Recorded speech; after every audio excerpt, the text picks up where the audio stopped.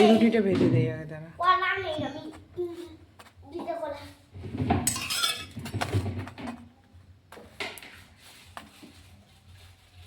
দুইটার বেশি নিবি না, দুইটায় একটা নে।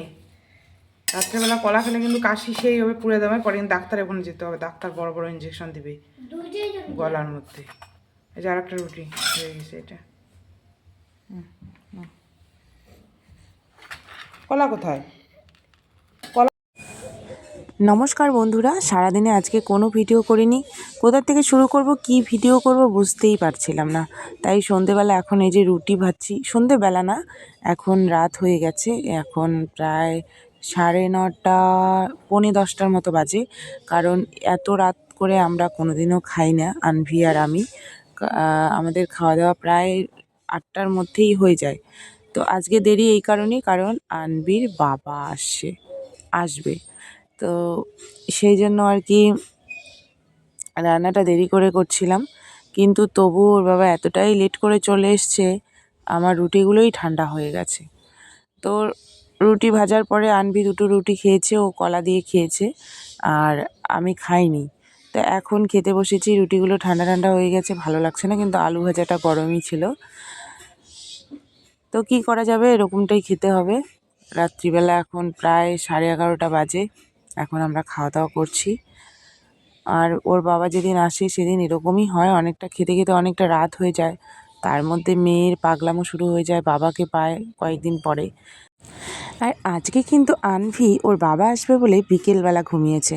আমাকে বলছিল আজকে আমি বিকেলবেলা ঘুমোবো, রাত্রিবেলা বাবা আসবে, আমি তাই জন্য জেগে থাকবো। তো সেই জন্য ও দেখো বিকেলবেলা ঘুমিয়েছে, সন্ধেবেলা 6টার সময় উঠেছে, আর এখনও জেগে থাকবে। তো এই খাওয়ার পরে দেখবে ওর দুষ্টুমি শুরু হবে, বিভিন্ন ধরনের বায়না শুরু হবে, কান্নাকাটি, মানে একটা হুলস্থুল ব্যাপার শুরু হয়ে যাবে ঘরের মধ্যে।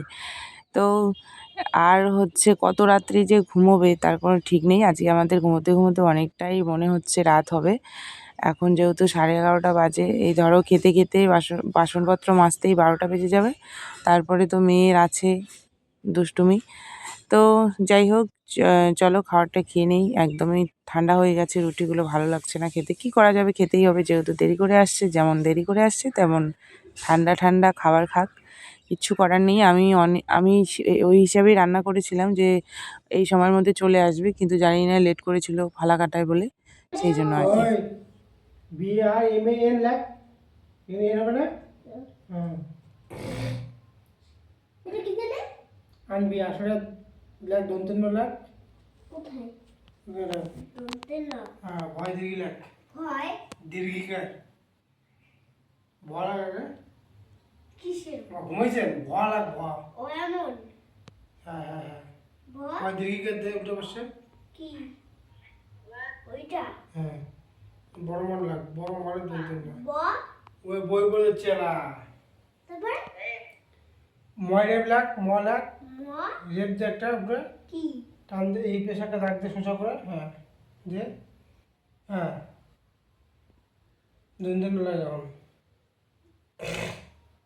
কত সোজা করতে লিখতে ফাঁকা কেন এখানে, আবার লাগ ভালো করে লাগ। এখন বাজে রাত্রি 12টা, আর এখন আনভি ওর বাবাকে বলছে আমাকে বই পড়িয়ে দাও।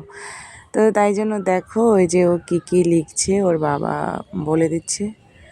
তো এই ওর বায়না, তারপরে আরও নতুন কিছু বায়না শুরু হবে।